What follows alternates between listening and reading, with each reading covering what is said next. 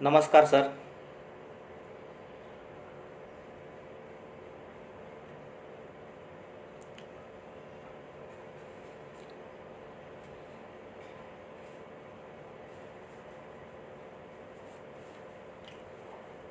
माझा आवाज पोचतोय का?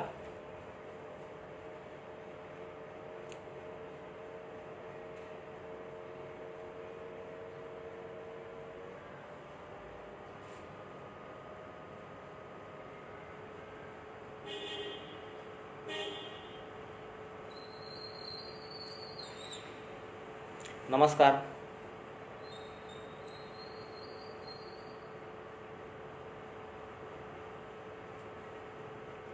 आवाज व्यवस्थित येतोय ना माझा?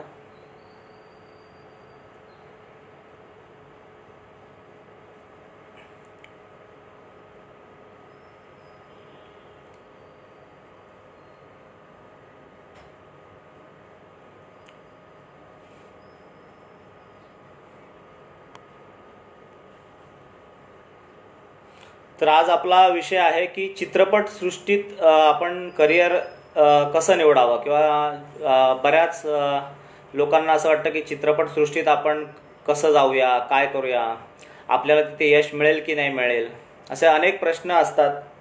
तर चित्रपट सृष्टी हे एक करिअरचं खूप चांगलं माध्यम होऊ शकतं. यात अनेक वेगवेगळ्या प्रकारचे विषय आहेत आणि वेगवेगळ्या प्रकारचं आपल्याला करिअर करता येतं. फक्त अभिनय, दिग्दर्शन, लेखन याच्या पलीकडे चित्रपटसृष्टीत खूप गोष्टी करता येतात, ज्या आपण प्रॉपर शिकलो, त्या गोष्टींचा अभ्यास केला आणि मेहनत घेतली तर त्यात यश मिळवणं नक्की शक्य असतं. तर तुमचे कोणाचे काही प्रश्न असतील तर तुम्ही प्रश्न विचारा, त्यावर मी उत्तर देतो. ज्यांना कोणाला यात पुढे जाऊन करिअर करायचं आहे किंवा काही प्रश्न आहेत.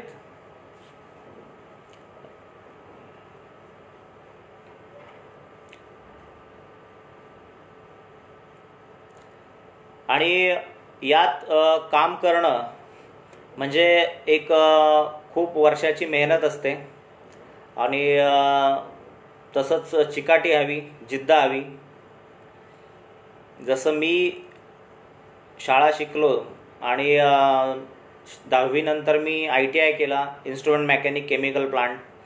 त्यानंतर नौसिलला 1 वर्षाची अप्रेंटिसशिप केली आणि ज्या वेळेला मी नोकरीच्या शोधात फिरत होतो त्याच वेळेला पेट्रोकेमिकल इंडस्ट्रीज थोड्याशा आपल्या मुंबईतनं कमी होत होत्या आणि म्हटलं काहीतरी आपण करूया वेगळं. आणि डोक्यात होतं की 10वीला कविता केल्या होत्या आणि त्या 45 कवितांच्या जोरावर आपण पण यात येऊ शकतो का, हा विचार मनात कुठेतरी एकीकडे सुरू होता.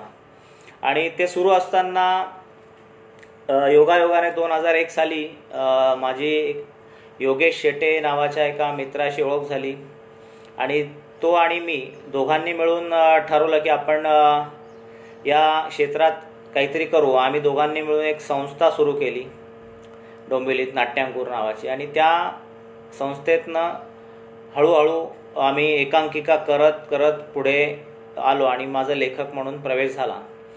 तर चित्रपटसृष्टीत येताना आपल्याला 30 ते 35 वेगवेगळ्या प्रकारचे आपण करिअर करू शकतो. सर्वप्रथम मी लेखनापासून सुरुवात करतो. ज्यांना कविता लिहिता येतात, ज्यांना चांगल्या कल्पना सुचतात किंवा ज्यांना सतत एखादे नवीन विषय सुचतात किंवा ज्यांची कल्पनाशक्ती ज्यांची चांगली असते, त्यांनी चांगलं वाचन करावं, चांगले सिनेमे पाहावे, अभ्यास म्हणून सिनेमांचा अभ्यास करावा, चित्रपट बघताना त्याच्या तांत्रिक बाबींचा विचार करावा. आणि आता तर हल्ली नेटवर जुन्या स्क्रिप्ट अवेलेबल असतात किंवा बरेचसे गोष्टी इंटरनेटवर अवेलेबल आहेत, जे आमच्या काळी नव्हतं. तर लेखक म्हणून करताना तुम्हाला 3 प्रकारे करिअर करता येतं. लेखक, त्यानंतर संवाद. लेखनाचे चित्रपटात 3 भाग असतात: कथा, पटकथा आणि संवाद.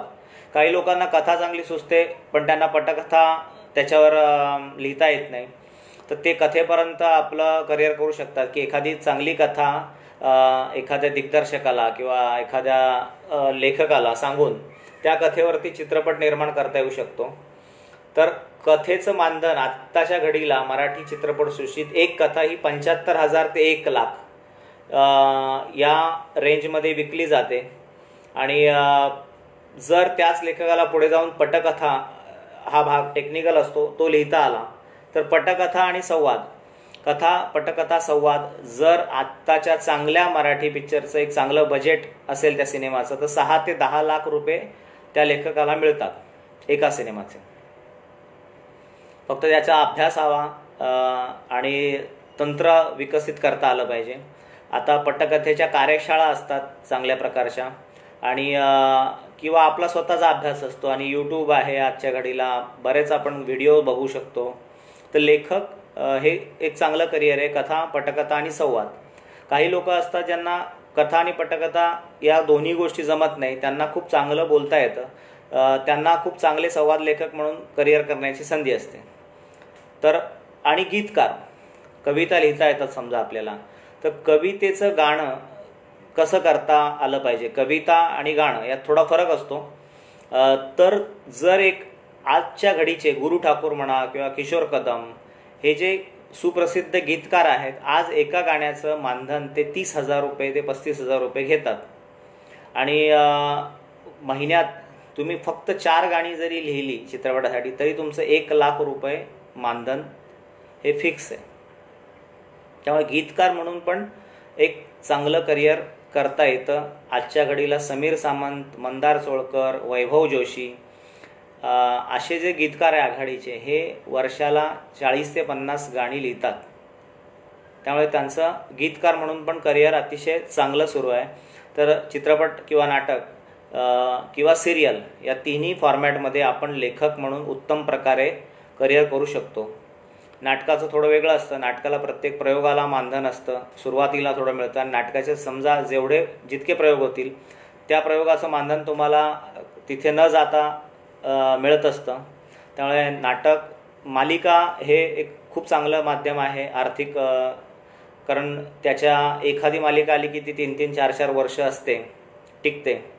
आणि त्या मालिकेवर जर लेखक म्हणून तुम्ही कार्य केलं तर 3 ते 4 वर्षात तुम्ही एखाद्या कंपनीत जेवढा जॉब करून पगार मिळत नाही 10 वर्षाचा तो, तेव्हा तुम्ही एका मालिकेत कमवू शकता.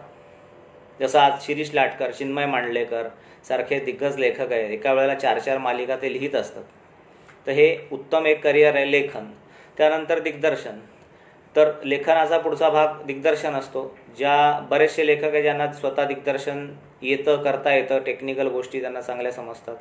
दिग्दर्शन शिकणं सुद्धा सोपं आहे, फक्त आपल्याकडे कल्पना शक्ती हवी. कोणीही उठून मला दिग्दर्शक व्हायचं असं म्हणू शकत नाही, कारण व्हिज्युलायझेशन पॉवर हवी. एखादं सीन 10 वेगळ्या प्रकारे दिसला पाहिजे.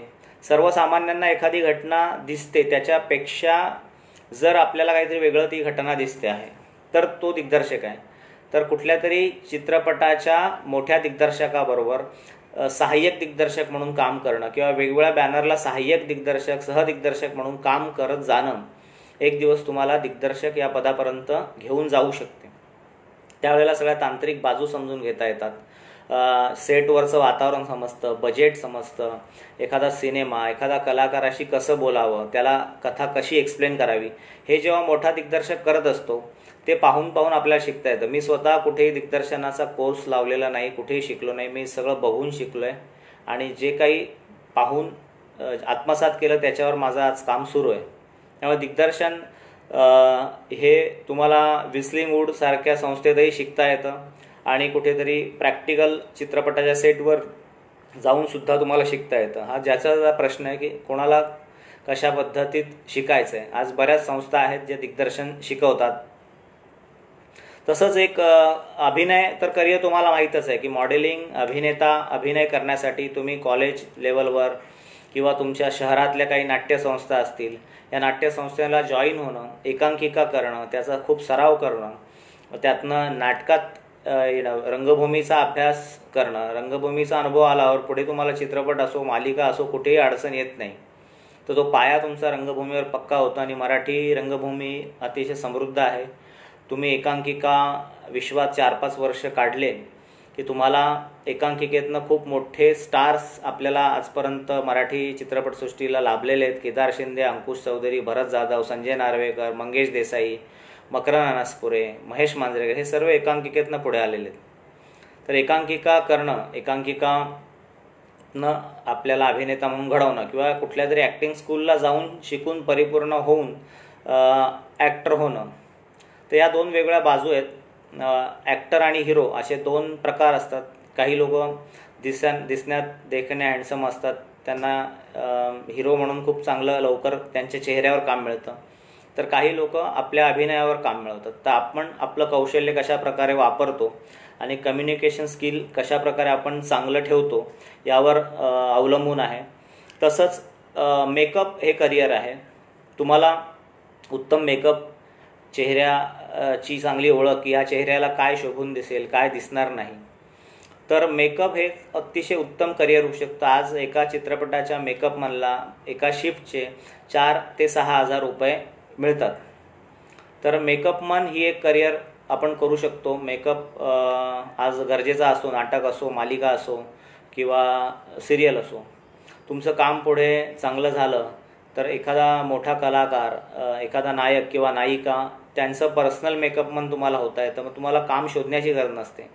काम असो नसो तुम्हाला पगार सुरू असतो. त्यांच्या प्रत्येक चित्रपटाला, प्रोजेक्टला तुम्ही जाऊन पर्सनल मेकअप म्हणून काम करू शकता. ते तुमच्या चांगुलपणावर आहे आणि तुमच्या कामावर आहे.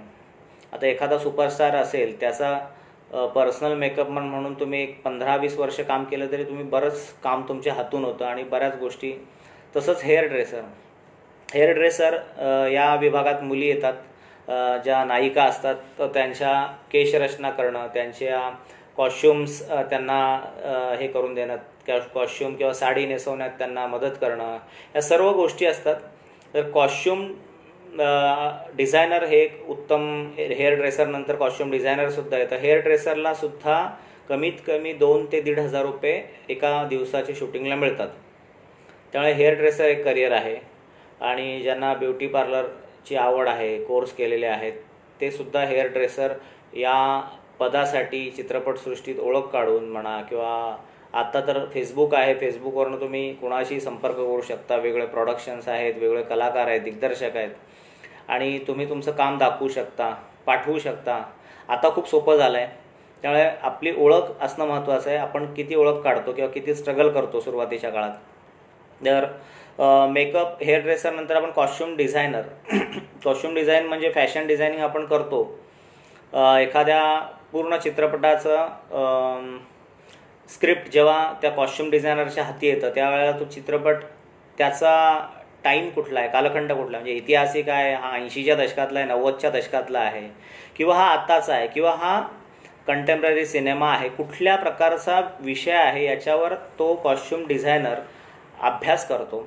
कुठल्या प्रांतात ही गोष्ट घडते आहे, कोकण आहे, खानदेश आहे, विदर्भ आहे, मराठवाडा आहे, मुंबई आहे, पुणे आहे, मग कुठल्या कास्टची लोक त्याच्यात ते प्रतिनिधित्व करता आहेत, या सगळ्या गोष्टींचा, कुठल्या संस्कृतीचा, या सर्व गोष्टींचा अभ्यास कॉस्ट्युम डिझायनर. फक्त कपडेचं डिझाईन करता येणं म्हणजे कॉस्ट्युम डिझायनर होता येत नसतं.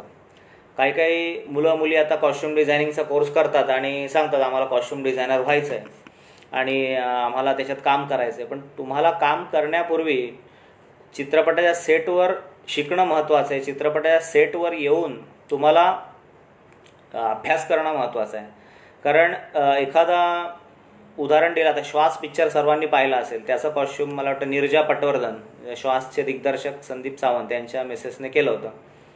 तर तो जो मुलगा आहे छोटा, तर तो श्वासमधला मुलगा, त्याचा कॉस्ट्युम तुम्ही बघाल की त्याच्यात तो कोकणामध्ये एवढी गरिबी असते तळ कोकणात, तर ते लग्न असेल, काही समारंभ असेल, सण असेल, तर तो शाळेचा ड्रेस फक्त स्वच्छ धुवून इस्त्री करून घालतात. तर त्याला एका प्रसंगात तसं दाखवला होता.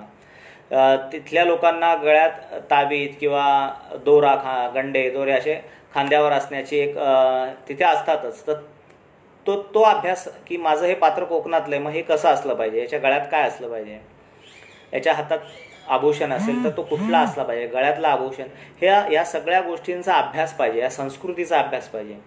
जर कॉस्ट्युम डिझायनरला संस्कृतीचा अभ्यास नसेल आणि मी एखाद्या राजस्थानच्या बॅकग्राऊंडवर घडणारा सिनेमा जर दिला, तर त्याला त्या संस्कृतीचा अभ्यास नसेल तर तो कॉस्ट्युम डिझायनर होऊ शकत नाही चांगला.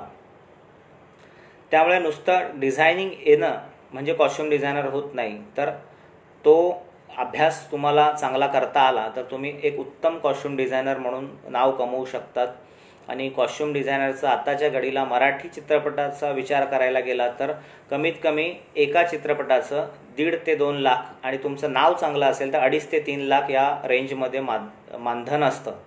आणि एक कॉस्ट्यूम डिझायनर कमीत कमी एका वर्षाला 10 ते 12 चित्रपट करू शकतो. कॉस्ट्यूम डिझायनरचे असिस्टंट असतात.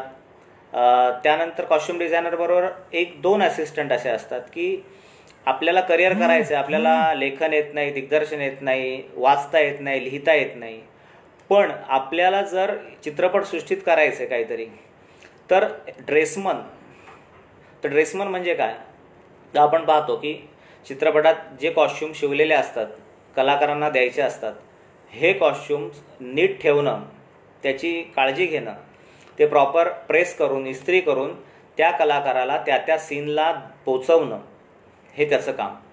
आणि त्या कलाकाराने घरून जे त्याचे कपडे आणलेले असतात ते सांभाळणं एवढंच काम त्याला. फक्त एका रूममध्ये इस्त्रीचा एक टेबल असतो, इस्त्री असते, त्यावर तो ते काम करत असतो दिवसभरात. आणि एक 4 चेंजेस दिवसभरात असतात कलाकाराला, 4 सीन तर 4 चेंजेस असतात.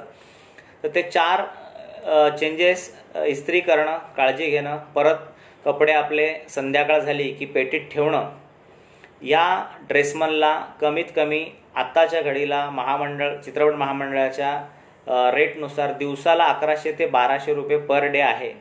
तर फक्त इस्त्री करून महिन्याला जर तुम्हाला 30चे 30 दिवस काम असेल तर 30,000 रुपयेपर्यंत फक्त इस्त्रीवाला मराठी चित्रपटसृष्टीत कमवतो.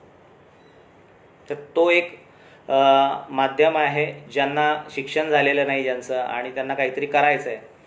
तर असे कित्येक ड्रेसमन आज आहेत जे वर्षानुवर्ष एका कॉस्ट्यूम डिझायनरच्या बरोबर असतात आणि त्यांचं जर बॉन्डिंग चांगलं असलं तर त्या कॉस्ट्यूम डिझायनरबरोबर तो ड्रेसमन अनेक वर्ष काम करू शकतो.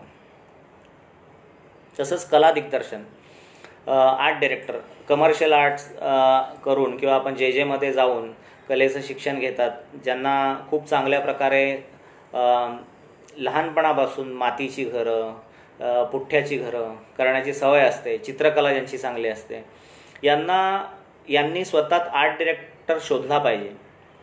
प्रत्येकाने जर विचार केला मी हिरो होणार, मी हिरोईन होणार, तर शक्य नाही.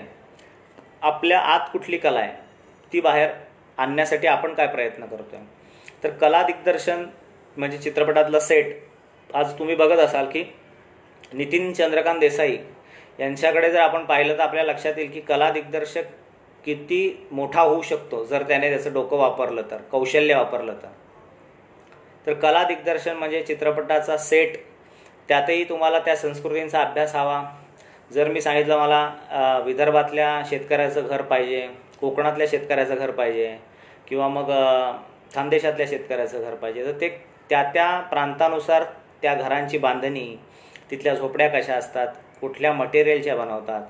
तसंच शहरी सिनेमा असेल तर एखाद्या वकिलाचं घर असेल, एखाद्या डॉक्टरचं घर असेल, त्याचं इंटिरियर कसं असेल, त्या पात्राचा स्वभाव काय आणि त्या पात्राचं प्रोफेशन काय याच्यावर त्याच्या घरातल्या वस्तू, शोभेच्या वस्तू, त्याच्या घरातल्या पडद्याचे रंगापासून ह्या सगळ्या गोष्टी कला दिग्दर्शक ठरवत असतो. त्यातही अभ्यास आहे, त्यातही क्रिएटिव्हिटी आहे, रंगांचं उत्तम नॉलेज त्याला हवं. आणि कलाकाराने घातलेले कपडे, आपण जो सीन करतो आहे त्या सीनचा मूड काय आहे आणि पाठीमागचा रंग काय, या सगळ्या गोष्टीचं चांगलं मिश्रण त्याला जमलं पाहिजे, करता आलं पाहिजे. जे त्याला चांगलं जमतं आणि ती माणसं पुढे जातात. आज नितीन चंद्रकांत देसाईंनी कला दिग्दर्शक म्हणून आज त्यांचं एवढं मोठं स्थान निर्माण केलं आहे. मोठा ND स्टुडिओसारखा स्टुडिओ उभा केलेला आहे जिथे जोधा अकबरपासनं तर पानिपतपर्यंत सगळ्या चित्रपटांचं शूटिंग झालेलं आहे.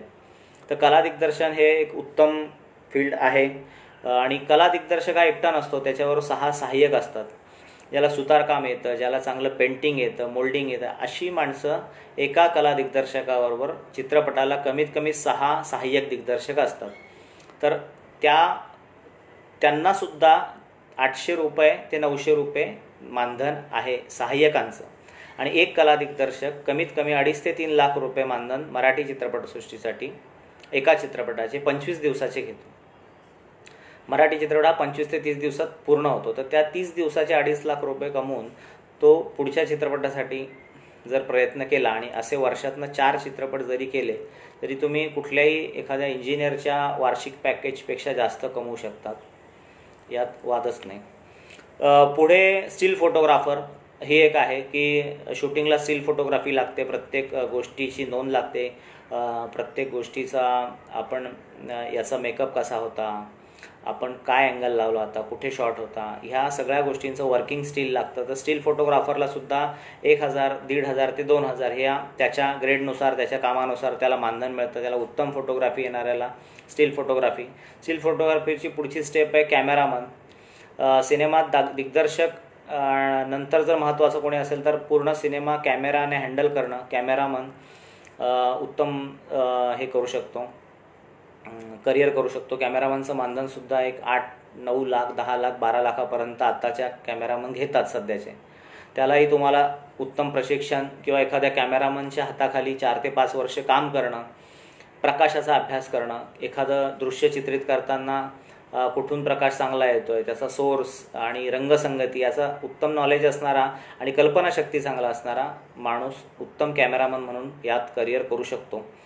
तसंच पुढे जाऊन संगीतकार, गीतकार, संगीतकार आणि गायक हे आलेच.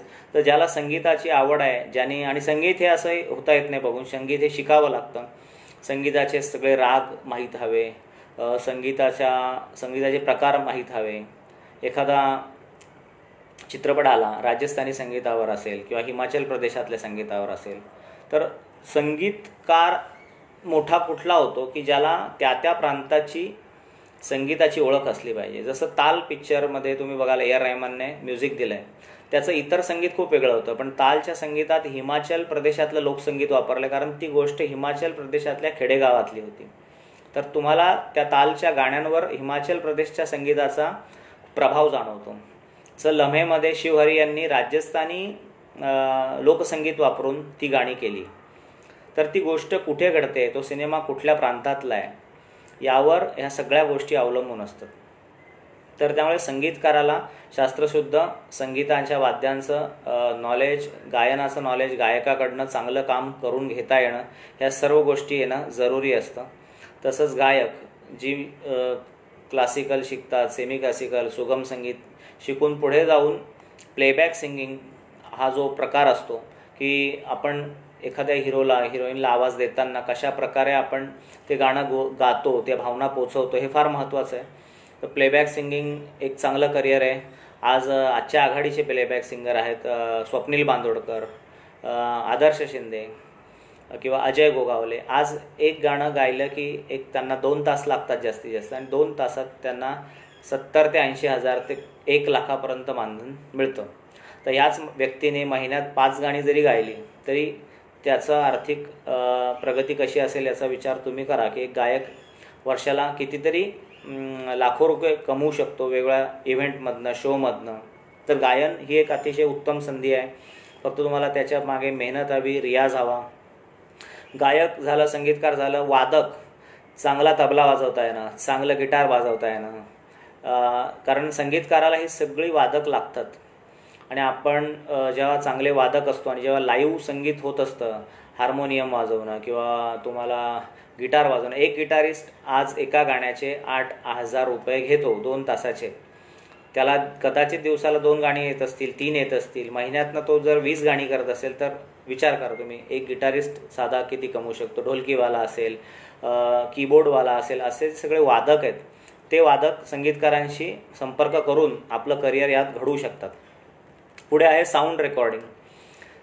सिनेमाचे ज्या वेळेला डायलॉग आपण म्हणतो, शूटिंग चालू असताना जे डायलॉग म्हणत असतात तर ते रेकॉर्डिंग करणं.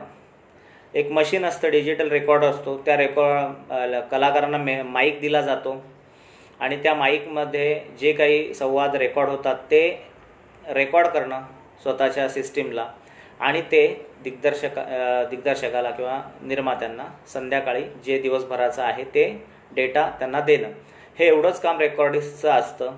पण एक रेकॉर्डिस्ट दिवसाला 5,000 रुपये हे त्याचं दिवसाचं मानधन असतं.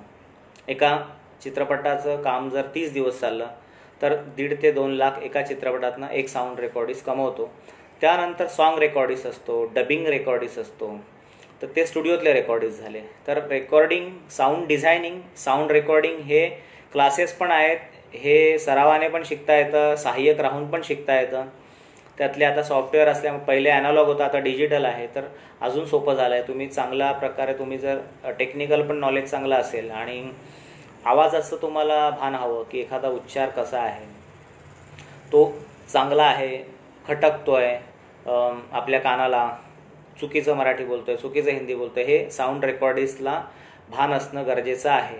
जो एडिटिंग, डबिंग करतो तो, तर त्या गोष्टीत पण करिअर करतायत. आणि डबिंग आर्टिस्ट बऱ्याचदा चित्रपटात आपण बघतो 1-1, 2-2 सीनसाठी आपण कलाकार आणतो. ते कुठून तरी आलेले असतात एजंट थ्रू, माहीतही नसतं, त्यांचा नंबरही नसतो, पण त्यांच्या एका सीनसाठी त्यांना परत डबिंगला बोलवणं, तो कदाचित लांब राहत असेल, तर बऱ्याचदा छोट्या छोट्या रोलसाठी डबिंग आर्टिस्ट बोलवले जातात.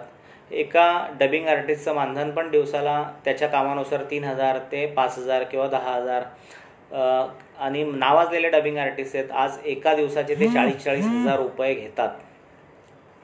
माझे अनेक मित्र आहेत चांगले, उदय सबनीस असतील किंवा अनेक चांगले डबिंग आर्टिस्ट आहेत ज्यांचा दिवस पूर्ण बुक असतो डबिंगसाठी, त्यांना वेळ नसतो. तर डबिंग आर्टिस्ट होणं, आपल्याला आवाजाच्या कला असतील, वेगवेगळे आवाज काढता येत असतील, तर डबिंग आर्टिस्टसुद्धा आपण चांगले होऊ शकतो. आणि फक्त प्रत्येक गोष्टीत मेहनत आहे, सराव आहे आणि प्रामाणिकता आहे. सुरुवातीला पैसा खूप कमी मिळतो किंवा मिळतही नाही, पण त्यावर मात करून आपण टिकून राहिलं तर एक दिवस तो दिवस येतो की आपल्याला यश मिळतं. आणि यश मिळवण्यासाठी चित्रपटसृष्टीत तुम्हाला नाव कमवावं लागतं. तर नाव कशाने मिळतं? तर एकतर तुमच्या चांगल्या कामाने. एक चांगलं काम तुम्हाला 10 काम मिळवून देऊ शकतं. तर त्यासाठी आपण व्यक्ती म्हणून चांगलं असणं गरजेचं आहे, टेक्निशियन म्हणून चांगलं असणं गरजेचं आहे. तसंच पुढे पार्श्वसंगीत, तर बॅकग्राऊंड म्युझिक पण एक करिअर आहे. वेगवेगळ्या प्रकारच्या प्रसंगाला अनुरूप, त्या प्रसंगानुरूप आपण कसं म्युझिक देतो, कसं बॅकग्राऊंड देतो आहे, हे असणं गरजेचं आहे. याचं नॉलेज असणं गरजेचं आहे. आणि पूर्ण चित्रपट रेडी झाल्यानंतर, तो एडिट झाल्यानंतर बॅकग्राऊंड म्युझिक वाल्याकडे दिला जातो. तर पूर्ण चित्रपटाच्या प्रसंगानुरूप तो त्याचं बॅकग्राऊंड करतो आणि त्या बॅकग्राऊंडवर आपल्याला त्या सिनेमा बघताना मजा येते. तर तो बॅकग्राऊंड म्युझिक हे करिअर असू शकतं. एक स्टुडिओ असतो स्वतःचा, हल्ली प्रत्येकाने स्वतःचा सेटअप केलेला असतो बॅकग्राऊंडचा, त्यात ते बॅकग्राऊंड करतात आणि बॅकग्राऊंड म्युझिकसुद्धा एक चांगलं करिअर तुमचं असू शकतं. पुढे लाईट्समन, सिनेमाचे मोठमोठाले लाईट्स असतात, ते लाईट इथून कॅमेरामन सांगेल त्याप्रमाणे उचलून ठेवणं, एका जागेवरून दुसऱ्या जागेकडे, दुसऱ्या जागेवरून फक्त हमाली आहे. लाईटाचं वजन खूप असतं, 10 किलो, 15 किलो, 20 किलोचे लाईट्स असतात. ते उचलून ठेवणं, ज्याला कष्टाची सवय आहे, ज्याला लिहिता वाचता काही येत नाही, फक्त उचल सांगून इथे ठेव सांगितलं, हे लाईट्समन असतात. या लाईट्समनला स्वतःचं कुठलेही डोकं लावायचं नसतं, फक्त उचलण्याचं काम असतं, ठेवण्याचं काम असतं. पण तरीसुद्धा या लाईटमनला दिवसाचे 900 ते 1000 रुपये मराठी चित्रपटसृष्टी, हिंदीत त्याच्यापेक्षा जास्त असतात. तर एखाद्या चित्रपटाचं काम मिळालं तर 30 दिवस किंवा सिरियलचं काम असेल तर रोज 3 वर्षासाठी किंवा 2 वर्षासाठी लाईट्समन आपलं करिअर करू शकतो. पुन्हा लाईटमध्ये इलेक्ट्रिशियन येतो. लाईट्स आपण ज्याच्याकडनं घेतो तो लाईट सप्लायर असतो. ज्या व्यक्तीकडनं आपण लाईट्स घेतो सिनेमाचे, तर एखादा व्यक्ती आपल्याकडे पैसे असतील चांगले, एक 15 लाख, 20 लाख, 25 लाखाचे लाईट्स विकत घेऊन सिनेमाच्या निर्मात्यांबरोबर, कार्यकारी निर्मात्यांबरोबर संपर्क करून ते लाईट सतत भाड्याने देऊ शकतो. एका दिवसाचं भाडं कमीत कमी 25 ते 50,000 एका सिनेमातनं येतं. जर त्याने एकाच दिवशी 4 सिनेमासाठी लाईट पुरवल्या असतील, कॅपॅसिटी असेल, त्याला 1 लाख रुपये लाईट्समधलं रोजचं भाडं आहे. असं 30 ते 40 लाख तो फक्त लाईट भाड्याने देऊन, हे वन टाईम इन्व्हेस्टमेंट आहे.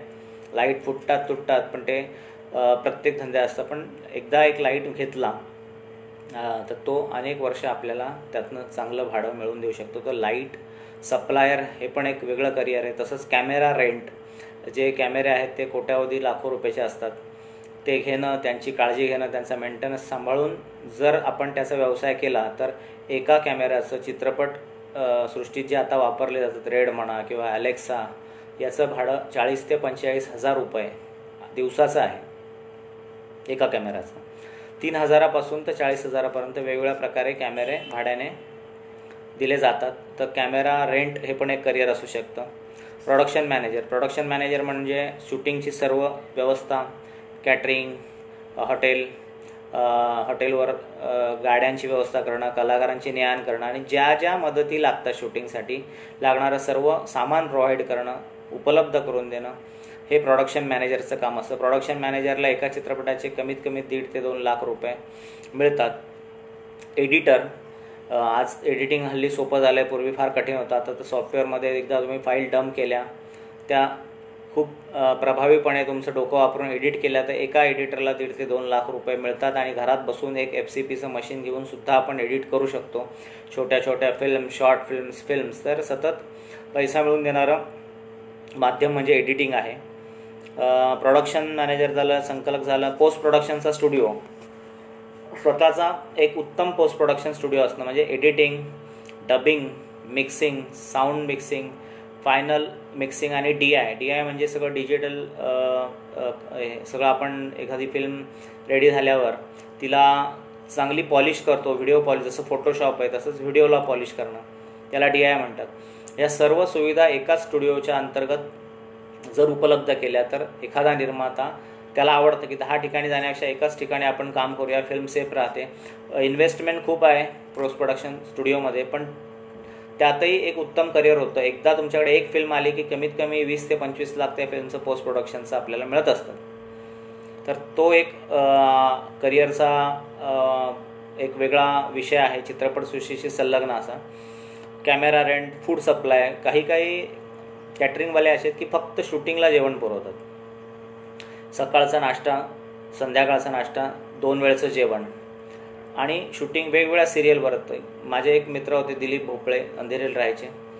त्यांच्या घरून रोज 10 ते 15 सिरियलला जेवण जायचं. त्यांचा तोच व्यवसाय अनेक वर्षे त्यांनी चालवला आणि बांधलेले असतात ही माणसं. एकदा सिरियलला जेवण आवडलं, आपलं चव आवडली, सर्व्हिस आवडली तर शूटिंगचं कॅटरिंग, कारण तिथे खूप दुर्मिळ आहे, शूटिंगला जेवण पुरवणारी माणसं फार कमी आहेत, सापडत नाहीत. पण ते जर आपल्याला आपल्या संपर्कामुळे जर आपण करू शकलो, आपलं नाव कमवू शकलो, किंवा जिथे शूटिंग असेल कोल्हापुरात जायची तयारी पाहिजे की आम्ही आता 20 दिवस इथे राहून इथे स्वयंपाक करून देऊ यांना, तर ते एक करिअर चांगलं आहे. लाईट्स, जनरेटर, त्यानंतर इतर जी काही इक्विपमेंट्स लागतात सिनेमाला, जसं ड्रोन असेल किंवा मग इतर छोटे मोठे कॅमेरे, ह्या सगळ्या कॅमेऱ्यांना विकत घेऊन त्याचं पण आपण इक्विपमेंट सप्लाय रेंटने देणं, ह्याचा व्यवसाय आपण चांगला करू शकतो. लोकेशन मॅनेजर, आता कोकणात शूटिंग असेल, प्रत्येकाला कोकणातली माहिती नसते, प्रत्येकाला आपापल्या भागातली माहिती असते, तर तिथल्या जी लोकल माणसं आहेत ती तिथले लोकेशन सांगतात की हे लोकेशन आहे. ते लोकेशन दाखवण्याचे जेव्हा निर्माते रेकी करण्यासाठी जातात दिग्दर्शक, त्यावेळेला त्या लोकांना लोकेशन दाखवणं, त्या लोकेशनना त्यांची व्यवस्था करून देणं की इथे हॉटेल आहे, इथे तुम्ही राहू शकता. ते लोकेशन मॅनेजर हा तिथला इथं लोकल असतो, कोल्हापूरमधले, कोकणातले. हे लोकेशन मॅनेजरसुद्धा एका पिक्चरमधनं त्यांच्या पर डे 2,000-3,000 जे काय असेल त्याच्यानुसार ते मानधन कमवतात आणि ते ज्यांना बिझनेस देतात त्या लोकांकडनंही त्यांना पैसा मिळतो. हॉटेलवाले असतील किंवा इतर काही असतील वेंडर, तो लोकेशन मॅनेजर. तसंच नृत्य दिग्दर्शक हे करिअर आहे, ॲक्शन डिरेक्टर एक करिअर आहे, एक्झिक्युटिव्ह प्रोड्युसर एक करिअर आहे. अशा वेगवेगळ्या प्रकारच्या माध्यमातून आपण काम करू शकतो. फक्त ते शास्त्र शिकून घेणं गरजेचं आहे, त्या पडणं गरजेचं आहे. याच्यासाठी एखाद्या चित्रपटाला प्रत्येक विभागात सहाय्यक आहे, सहाय्यक म्हणून आपण काम करायचं, बघायचं 4 वर्ष आणि जेव्हा आपल्याला वाटतं आपण स्वतंत्रपणे करू शकतो, आपण स्वतंत्र काम शोधायचं. फक्त हे करताना चिकाटी हवी, जिद्द हवी, प्रामाणिकपणा हवा आणि अर्धवट नॉलेज नको, कुठल्याही गोष्टीचं पूर्ण नॉलेज हवं. कारण हा 2.5-3 कोटीला एक सिनेमा असतो, तर आपल्या अर्धवट नॉलेजमुळे कुणाचंही नुकसान होऊ नये हा विचार करावा. आणि तसंच निर्माता हे करिअर आहे की ज्यांना त्यांच्या व्यवसायातनं काही पैसे उरत आहेत की ज्यातनं ते 2.5-3 कोटी सहज खर्च करू शकतील आणि ज्यांना आवड आहे की फिल्म मेकिंग करावी, त्यांना निर्माता हे करिअर आहे की तुम्ही एक चांगला सिनेमा बनवणं, तुमच्या कॉन्टॅक्टनुसार त्यातलं बजेट कसं कमी होईल त्याचा विचार करणं आणि तो सिनेमा नंतर थिएट्रिकल रिलीजनंतर आज ॲमेझॉन प्राईम, नेटफ्लिक्सला विकणं, वेगवेगळ्या माध्यमातून पण चित्रपट हा फक्त आपण म्हणतो एखादा चित्रपट फ्लॉप झाला, पण तो फ्लॉप होत नसतो. फ्लॉप जरी झाला त्यावेळेला तरी तो आयुष्यभर पैसा मिळवून देत असतो. राज कपूरचे सिनेमे आजही टी व्हीवर लागतात, त्याची सगळी रॉयल्टी त्यांच्या मुलांना येते. यश चोप्राचे जे सिनेमे आहेत त्याची रॉयल्टी त्यांच्या मुलांना येते. किंवा आत्ता आपण जो सिनेमा बनवतो तो पुढची 100 वर्ष विकला जातच असतो. दरवर्षी 5 वर्षांनी चॅनलशी आपला कॉन्ट्रॅक्ट होतो. दर 5 वर्षाचा चॅनल कॉन्ट्रॅक्ट करते. किंवा ॲमेझॉन प्राईम असेल त्या वार्षिक किंवा 5 वर्ष किंवा 10 वर्षाचा करार असतो. तर त्यातनं आपल्याला पैसे मिळत असतात. निर्माता हे एक चांगलं करिअर आहे. फक्त ते अतिशय कल्पकतेने, विचारपूर्वक आणि चांगल्या माणसांबरोबर जर काम केलं तर त्यात यश नक्कीच मिळतं. तर अशा वेगळ्या प्रकारे आपण चित्रपटसृष्टीमध्ये करिअर करू शकतो. तुम्हाला अजून काही प्रश्न असतील मनात याबद्दल तर तुम्ही विचारू शकता, मी त्यांची उत्तर देतो.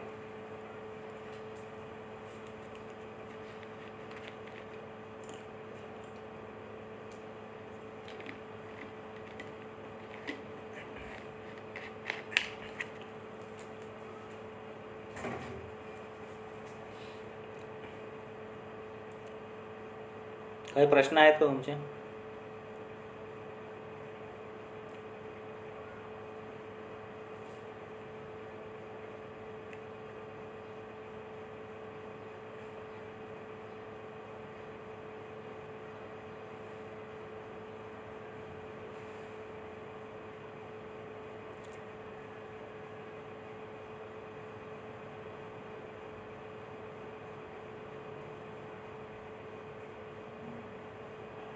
धन्यवाद शांतीलाल पाटील, नमस्कार. थँक्स जयपाल. रेखा ठाकरे मॅडम धन्यवाद. नमस्कार जयश्री मॅडम, धन्यवाद. संग्राम सर, तुमचे काही प्रश्न असतील तर विचारा किंवा शंका असतील या क्षेत्राबद्दल अजून काही तर त्याची उत्तरं मी आता देऊ शकतो तुम्हाला.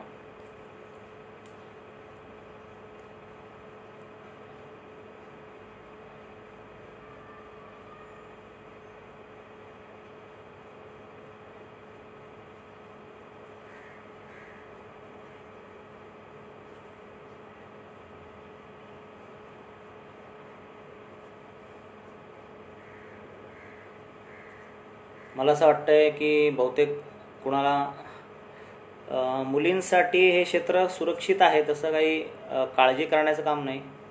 आपण जर चांगले असू तर नक्कीच सगळे चांगले असतात.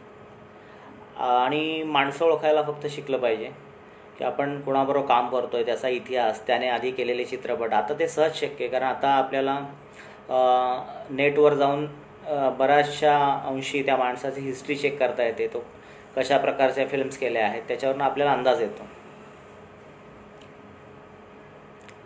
गणेश जावळे नमस्कार.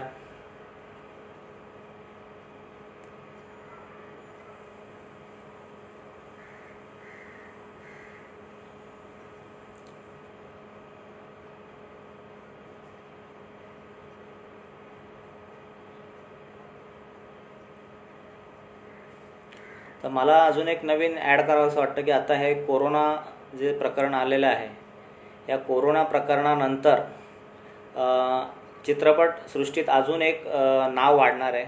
ते म्हणजे मला वाटतं आगामी शूटिंग ज्या होतील त्यात डॉक्टर्स आणि नर्स सेटवर ॲम्ब्युलन्स सकट असणं आवश्यक आहे. तसं काही सिनेमे आहेत ज्याच्यात स्टंट आहे, ज्याच्यात लढाई आहे, युद्ध आहे. अशा वेळेला डॉक्टर सेटवर असतात, ॲम्ब्युलन्स एक उभी असते. पण आता ते कंपल्सरी केलं जाईल. त्यामुळे BHMS वगैरे केलेले डॉक्टर आहेत आणि ज्यांना स्वतःची प्रॅक्टिस अजून सुरू केली नाही पण ते करू शकतात अशा प्रकारचं की एखाद्या सेटवर डॉक्टर म्हणून 24 तास उपलब्ध राहणं. तर हे एक वेगळं मला वाटतं आता सुरुवात होईल. नर्स आणि डॉक्टर एका प्रत्येक सेटवर त्याची गरज लागणार आहे. मनातल्या गोष्टी हा जो माझा सदर आहे, मनातल्या गोष्टी हे मी 2010 साली लिहायला महाराष्ट्र टाईम्ससाठी सुरू केलं होतं. त्यावेळेला महाराष्ट्र टाईम्सला ठाणे प्लस ही पुरवणी यायची. ठाणे प्लसच्या संपादिका होत्या कल्पना राणे. त्यांनी मला सांगितलं की तू काहीतरी वेगळं आपल्या काहीतरी वेगळी शैली आणि वेगळा कन्सेप्ट घेऊन काहीतरी लिहू शकतोस का, की आपण एक सदर सुरू करू. मी त्यांना 2-3 माझे लेख पाठवले ते त्यांनी छापून आणले, ते लोकप्रिय झाले आणि मग त्यानंतर तो सिलसिला सुरू झाला आणि जवळपास मी 125 लेख मनातल्या गोष्टी या सदराखाली महाराष्ट्र टाइम्सला लिहिले. आणि आता लॉकडाऊनच्या काळात मला त्या लेखांची पुन्हा आठवण झाली. त्याचं एक पेज केलं होतं मी, ज्यांना पेपरमध्ये वाचता नाही आले त्यांना ते नेटवर वाचता यावं, त्या मी लेख स्कॅन करून टाकायचो. पण आता माध्यम बदललं, आता लोकांना वाचण्यापेक्षा ऐकणं, व्हिडिओ पाहणं हे जास्त आवडतं. म्हणून मी मनात एक विचार केला की आपण लाईव्ह जाऊया मित्रांना घेऊन.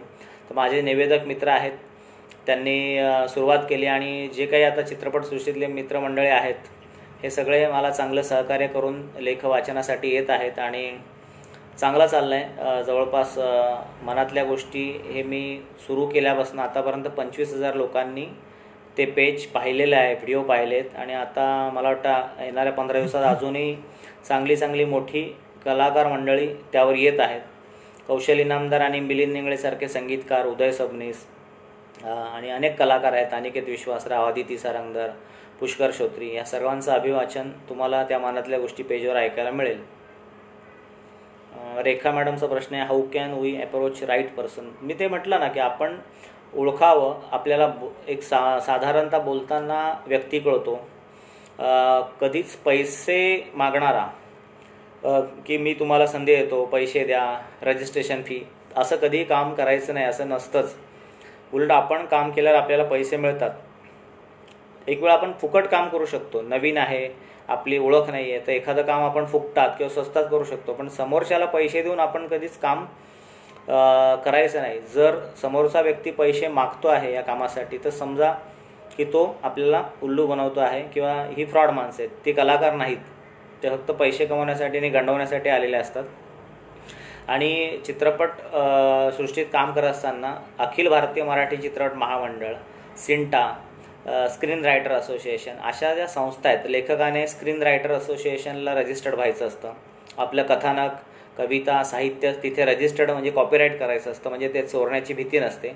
आणि अखिल भारतीय मराठी चित्रपट महामंडळ ही जी संस्था आहे, इथे प्रत्येकाने अभिनय किंवा ज्या क्षेत्रात आपण काम करतो त्याचं कार्ड मिळतं, ID कार्ड मिळतं, 2200 रुपये फी असते, ते कार्ड काढून घेणं.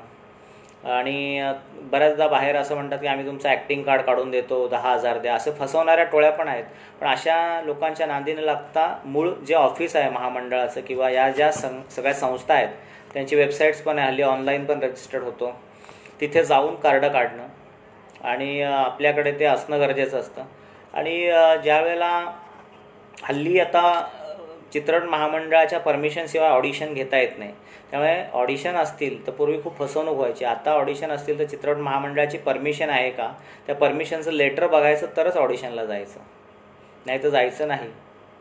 कारण चित्रपट महामंडळ परमिशन देतानाच त्या माणसांना पारखूनच ते लेटर देतं. त्यामुळे हल्ली उठसूट कोणी ऑडिशन घेत नाही. पूर्वी ते व्हायचे, ऑडिशनच्या नावाखाली पैसे उकळायचे, आता ते बंद झालेले बऱ्याच अंशी. तसं आपण ओळखू शकतो माणसं.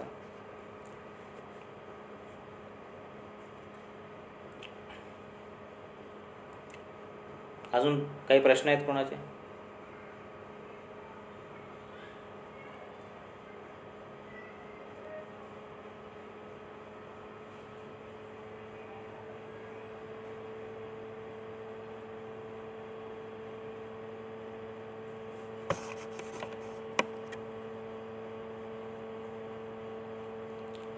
मला वाटतं आता बऱ्यापैकी आपण चित्रपट सृष्टीतल्या वेगवेगळ्या संधी आणि करिअर याच्यावर चर्चा केलेली आहे.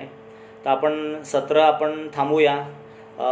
जितेंद्र रोंदळे सरांना मी धन्यवाद मानेन की त्यांनी या वेगळ्या विषयावर आणि माझ्या आवडत्या विषयावर बोलण्याची संधी मला मी मराठा आणि सप्तशृंगी चॅरिटेबल ट्रस्ट या ग्रुपच्या माध्यमातून दिली. आणि प्रत्येकाला जर करिअर करायचं असेल तर आपला ग्रुप आहेच मी मराठा जो केला आहे जितेंद्र रोंदळे, या माध्यमातून पण तुम्हाला जर काही आपल्याच मी मराठामधल्या ग्रुपमधल्या काही मुलांना मुलींना काही टेक्निकल गोष्टी किंवा इतर काही करायच्या असतील तर पुढे जाऊन आपण या ग्रुपच्या माध्यमात आपण एखादा हे कोरोनाचं सगळं पर्व संपल्यानंतर एखादं शिबिर ठेवू शकतो किंवा सप्तशृंगी मंदिराचा परिसर त्याचा आवारही खूप छान आहे, तिथे आपण एकदा लाईव्ह सगळे भेटून समोरासमोर त्याच्यावर अजून जास्त सखोलपणे चर्चा करू शकतो, मार्गदर्शन करू शकतो.